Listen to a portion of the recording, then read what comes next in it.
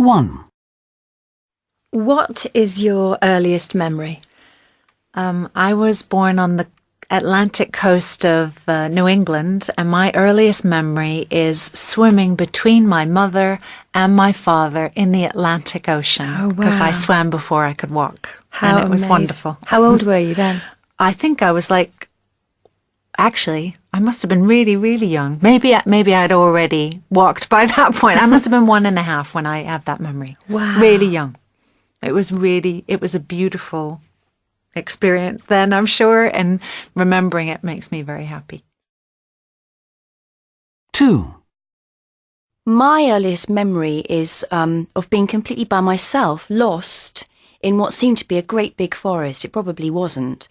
I was about 18 months old, and we were living in Cornwall, which is where I was born, and I was on a sort of a path in the middle of a really, really dark forest. And I remember looking behind me, and it was just darkness and big dark trees, and the same ahead of me, and just having this feeling of being completely on my own, and calling out for my sister, Lynn, who was 7 years older than me, who was supposed to be minding me, and not being able to find her.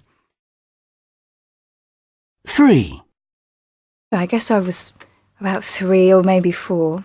And I remember sitting on my father's shoulders, and we were going to the zoo, and there was an elephant, and the elephant took my ice cream.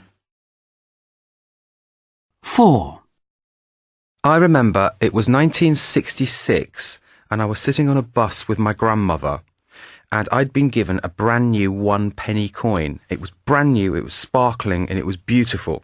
And I remember deciding then and there that this was going to be my earliest memory. I was going to remember this day in 1966 when I was sitting there with this brand new penny. And then I remember the bus conductor came along and wanted the fares, and my granny was a penny short, so that was the end of my penny.